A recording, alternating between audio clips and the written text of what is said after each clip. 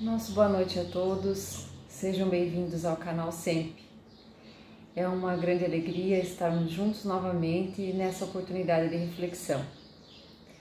Convidamos agora para iniciar o nosso trabalho que todos nos acompanhem numa prece. Possamos buscar a Jesus em nosso pensamento, se sentirem mais à vontade, fechar os olhos. Vamos então orar. Amigo Jesus, benfeitores que estão conosco, que se interessam por nossas vidas, que são responsáveis pela coordenação desta atividade, nós rogamos a presença amiga neste momento. Possamos levar a mensagem de Jesus com fidelidade, com simplicidade, para todo o nosso entendimento e para que alcance o nosso coração. Te pedimos, Jesus, em benefício de cada um que neste momento nos acompanha, suas famílias, que todos sejam alcançados pela Tua luz, pela Tua proteção. Rogamos, Jesus, pelo nosso planeta, onde houver o sofrimento, que a Tua luz, a Tua bondade e misericórdia possa alcançar e confortar. Permanece conosco, Senhor, em mais este momento, que assim seja. Então, nesta noite nós vamos refletir um tema que está no Evangelho segundo o Espiritismo, no capítulo 16, que é a parábola dos talentos. É um texto escrito então por Mateus. Todos nós provavelmente já ouvimos esta parábola, mas para relembrarmos, vamos relatar em breves palavras. Esse texto nos traz então que o Senhor age como um homem que, tendo de fazer longa viagem fora do seu país, chamou seus servidores e lhes entregou seus bens. Depois de dar 5 talentos a um, 2 a outro e 1 a outro, seguiu a sua viagem. Entregou a cada um conforme a sua capacidade. Aquele que recebeu os 5 talentos negociou com aquele dinheiro e ganhou mais 5 talentos. O que ganhou 2 talentos fez da mesma forma, negociou e ganhou mais 2. Aquele que ganhou 1 talento, ele cavou um buraco na terra e o escondeu. Passando longo tempo, o senhor daqueles servidores voltou e os chamou às contas.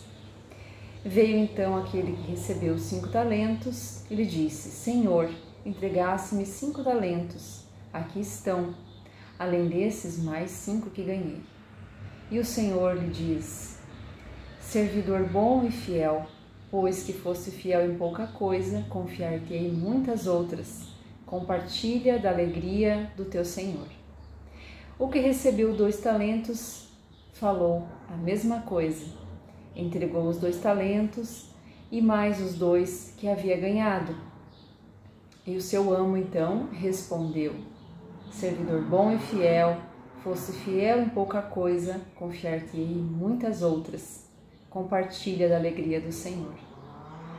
E veio então em seguida aquele que recebeu 1 talento e lhe diz: Senhor, eis que é homem severo, que ceifa onde não semeaste, colhes onde nada puseste. Por isso, como te temia, escondi o teu talento na terra. Aqui o tens, restitua o que te pertence.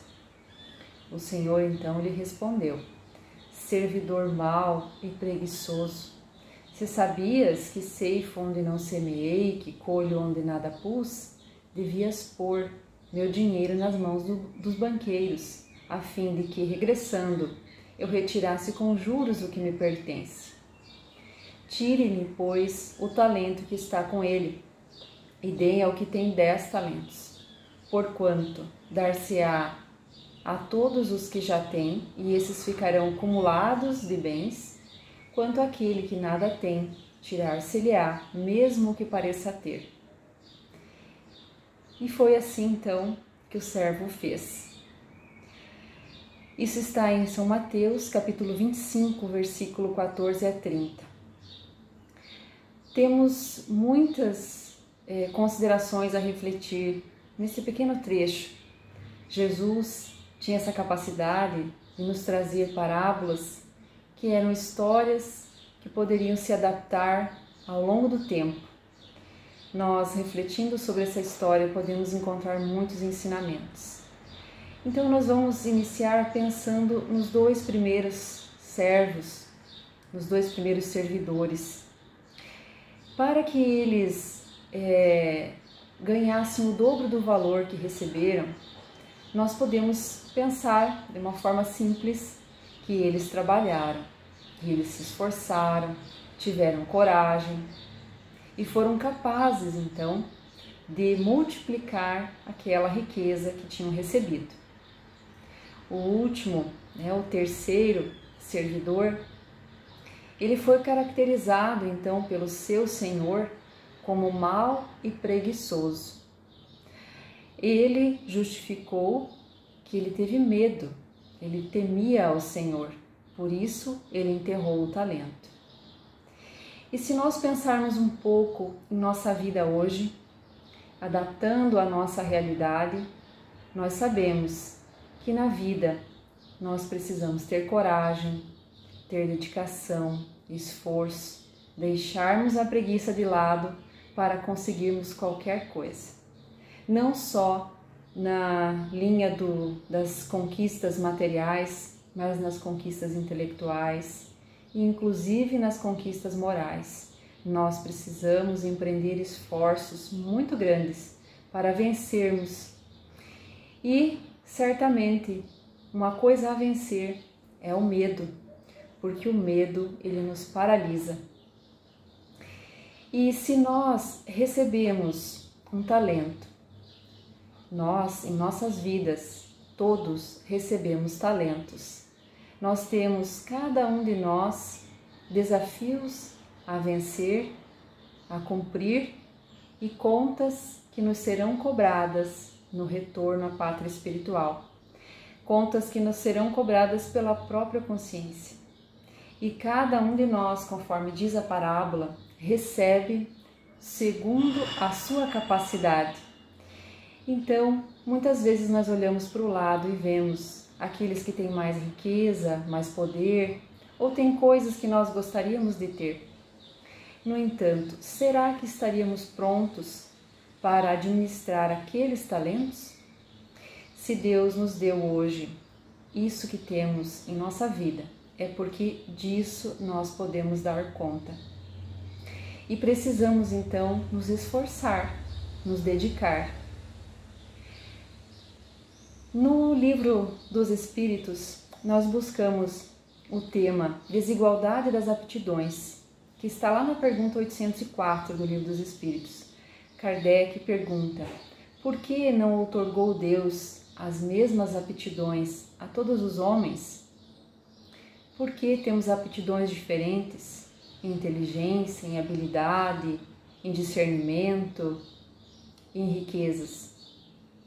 Deus criou igual todos os espíritos, mas cada um destes vive há mais ou menos tempo e, conseguintemente, tem feito maior ou menor soma de aquisições.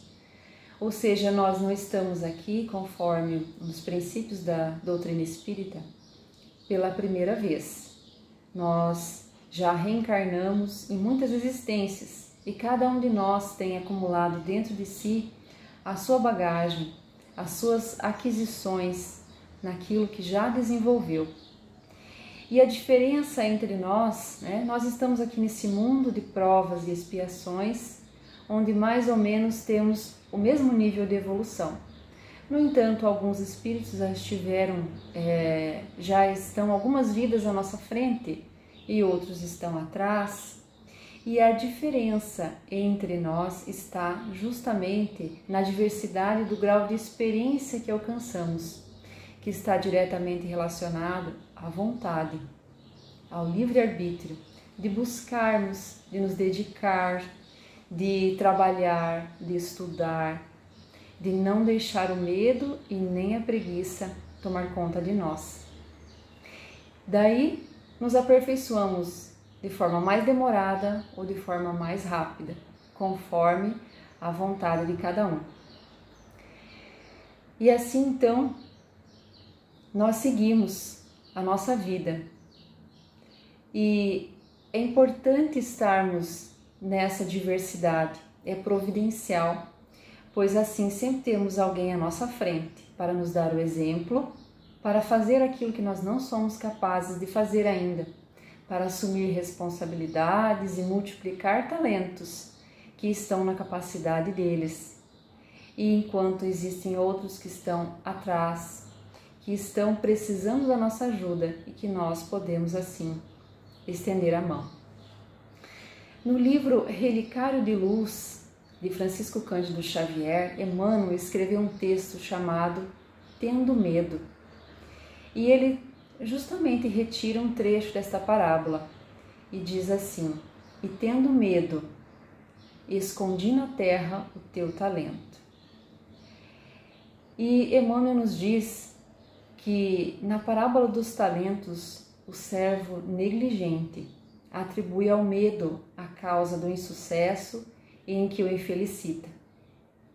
Ele recebeu reduzidas possibilidades para multiplicar o talento, mas ele temeu lutar para valorizá-lo. E assim como acontece com ele, quantos de nós estamos na mesma condição? Como nos diz Emmanuel no texto, há muitas pessoas que se acusam pobres de recurso para transitar no mundo como desejariam, e recolhe-se a ociosidade, alegando o medo da ação, o medo de trabalhar, de servir, medo de fazer amigos, medo de desapontar, medo de sofrer, medo de ser incompreendido, medo da alegria, medo da dor. E chegam ao fim da existência sem o esforço, sem a busca de enriquecer a própria vida. Na vida agarram-se ao medo da morte e na morte confessam o medo da vida. E Emmanuel nos diz que, a pretexto de serem menos favorecidos pela natureza, transformam-se gradativamente em campeões da inutilidade e da preguiça. Se recebemos uma rude tarefa no mundo, não tenhamos medo, sigamos à frente. Façamos desta condição de vida o nosso caminho para o progresso, para a renovação.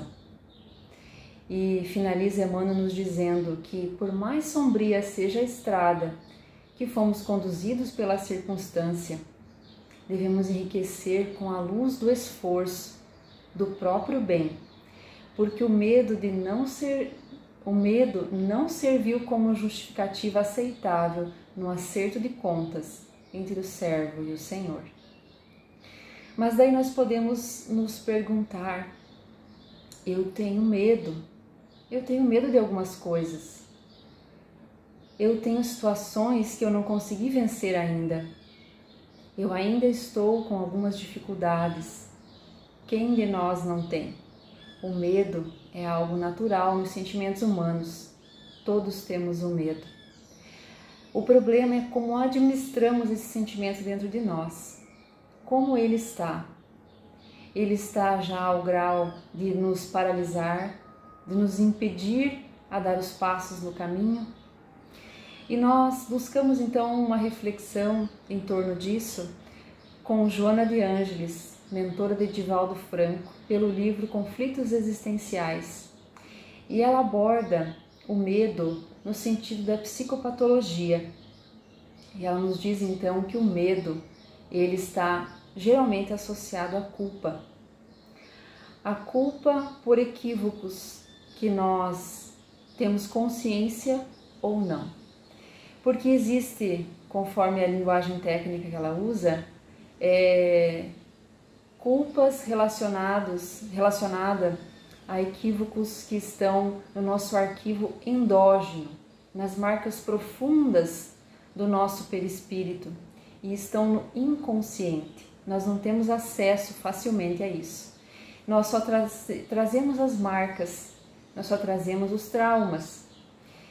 Mas existem também os medos exógenos,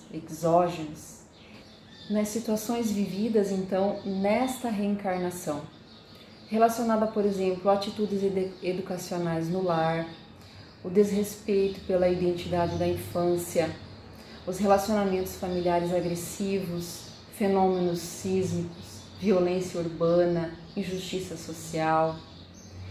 Ainda Joana de Ângeles nos faz um apontamento sobre grande parte do noticiário da mídia, e ela coloca entre parênteses a mídia lixo, que se compraz em exaltar o esdrúxulo, o agressivo ao contexto social, o crime, e contribui então para a alucinação de alguns enfermos perversos que se identificam com aqueles personagens e resolvem seguir o mesmo modelo. E também, da mesma forma, essas notícias fazem com que a pessoa que está assistindo desenvolva um medo da convivência, do relacionamento com os indivíduos, pelo medo da iminência da agressão. Então, todos nós temos situações de medo, pois vivemos neste mundo que nos traz inúmeros desafios. E nós temos então o medo do desconhecido, nós temos o medo, por exemplo, numa situação que vai se concretizar, se vai dar certo ou não, quando nos afeiçoamos com alguém, se vamos ser correspondidos. Então, são inúmeras situações que nós temos o medo do desemprego. Muitas vezes, pessoas desenvolvem fobias de altura, de multidões, de animais, de insetos, de falar em público. Temos medo de adoecer, de sofrer e muitas vezes o medo da morte, relacionado ao aniquilamento da vida, que é a ideia de não nos vermos mais, de não nos reencontrarmos mais. Isso causa o medo. O quanto nós vivemos o medo nessa fase de pandemia, pelas mídias e por tudo o que nós enfrentamos com a nossa família, com aqueles que estavam próximos de nós. Então é realmente algo que faz parte da nossa vida, mas nós temos que avaliar em que nível está interferindo em nossa caminhada, porque Joana nos diz que os medos, eles são perversos e traiçoeiros, eles se amontoam uns sobre os outros e são cada vez mais complexos e difíceis de solucionar, caso não sejam enfrentados desde as primeiras manifestações. Então, uma das formas de enfrentar, enquanto é possível realizar esse projeto, né? Porque chega um momento em que nós não temos talvez o tempo, a saúde ou a oportunidade de vencer essa dificuldade. Mas nós precisamos ter a coragem para nos colocar em contato com o próprio medo.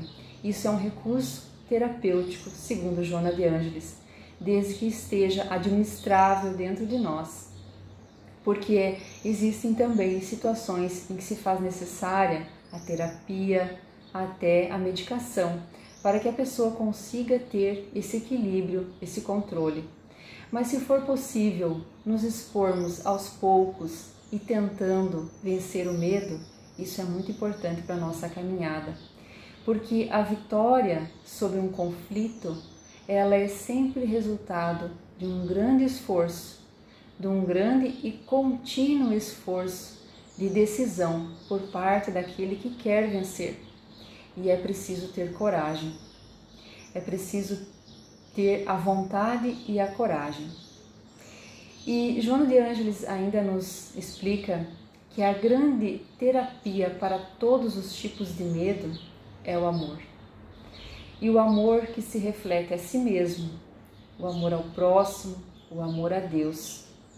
Então, começamos com esse amor a si mesmo, de uma forma respeitosa, racional, considerando a utilidade da nossa vida, o propósito da nossa existência, o que a vida espera de nós. Nós já esperamos muito da vida e já recebemos muito dela. Em nossa caminhada até aqui, passamos pela infância, pela juventude e agora estamos nesse momento, falando por mim, né? No momento da maturidade. Podemos estar aqui em diferentes fases da vida, mas certamente todos nós já recebemos muito de quem está à nossa volta, recebemos muito da vida. E chega um momento em que nós precisamos retribuir a vida, no qual é preciso que nós façamos a nossa parte para a sustentação da harmonia, do equilíbrio. E quando nós conseguimos expressar o amor ao próximo, quando nós conseguimos olhar a importância do sentido do relacionamento, no sentido de centrar o nosso interesse no bem-estar do outro, e isso também nos traz a felicidade, a paz de consciência, nós alcançamos então o amor ao próximo. E quando nós então compreendemos que não precisamos receber nada em troca, e nesse intercâmbio uns com os outros, as criaturas, buscando então estender esse amor à natureza, a tudo que tem vida ou não, nós alcançamos o amor a Deus, no esforço de preservar tudo. E a solidariedade, então, faz parte da nossa caminhada e ela abre os braços em favor do próximo, experimentando-nos na valiosa fortuna de amar. E assim, o medo que é tirano, que nos acorrenta muitas vezes, ele perde a força. Mantemos então o sentimento do amor em nossa intimidade. Assim, vamos converter a ilusão em esperança, o insucesso em experiência positiva. Nos diz Joana que é comum ouvirmos as pessoas queixarem-se a respeito da própria capacidade de conhecimento, das possibilidades de realização, em face do medo, do insucesso, do erro. Mas muito pior é não tentar, não saber com segurança a respeito de si mesmo, preferindo a dúvida mesquinha. Essas são as palavras que ela usa. Então, muito pior do que tentarmos e talvez reconhecermos que ainda não conseguimos, mas que podemos melhorar nisto ou naquilo para chegarmos ao objetivo proposto, é a gente nunca tentar e a gente ficar com dúvida: será que eu ia conseguir? Será que ia dar certo? Então, busquemos tentar realizar. E vai chegar o momento, como nos diz a parábola de Jesus, de prestar contas. E nós, relacionando então a um texto escrito pelo irmão X no livro Luz Acima, por Chico Xavier, ele nos traz, relacionando a parábola, que os talentos não são apenas riquezas, mas são a saúde, a habilidade, o discernimento, a autoridade, a inteligência, o poder. Como estamos usando esses talentos que temos? Importante refletirmos para fazer o melhor, usá-los para a prática do amor, a nós, ao próximo, a Deus, fazendo o progresso para a nossa vida e assim como para quem está ao nosso lado. Porque o Evangelho nos explica, dentro desse tema, que quando nós doamos algo de nós, quando nós praticamos a beneficência pela doação material, por exemplo, ela vai aliviar, vai aplacar a fome, vai preservar o frio, mas sempre que for possível, nós devemos empregar as nossas riquezas, os nossos talentos, para prevenir a miséria, para dar oportunidade do outro trabalhar, desenvolver a própria inteligência, as próprias capacidades e também seguir o seu processo evolutivo. Se fizermos que nossos talentos beneficiem quem estiver ao nosso lado, nos diz o Evangelho, vossos nomes serão benditos na terra, e quando chegarmos até Deus, Ele nos dirá: bom e fiel servo, entra na alegria do teu Senhor. Então esta é a mensagem que nós gostaríamos de deixar para esta noite. E convidamos todos então a refletirmos a este respeito, para avaliarmos as nossas capacidades, os nossos talentos e também buscarmos trabalhar em nossa intimidade, vencer os nossos medos, para que não nos entreguemos à acomodação. Um passo de cada vez, um esforço constante, persistente, e nós vamos conseguir. Sempre que nós estivermos com dificuldade, busquemos a prece, busquemos a ajuda do nosso anjo da guarda, dos espíritos benfeitores, pois eles estão ao nosso lado justamente para isso. Quando nós temos algo a vencer em nossa intimidade e nós aliarmos a vontade, a fé e a oração, nós certamente colocaremos uma força irresistível e vamos vencer as dificuldades que temos. Não venceremos tudo numa reencarnação e as coisas não se dão de um dia para o outro, mas precisamos dar alguns passos, pois esses passos são importantes para a nossa caminhada rumo a esta evolução que tanto queremos, que é a conquista da paz de consciência, da felicidade, da alegria. Então vamos buscar a Jesus novamente, agradecendo. Possamos nos acompanhar em pensamento, amigo Jesus, benfeitores, uma vez mais te agradecemos pela vida, pelas oportunidades, pelo conhecimento que nos chega através dos ensinos de Jesus sob a luz da doutrina espírita. Possamos fazer dessa luz em nossa intimidade o caminho a seguir.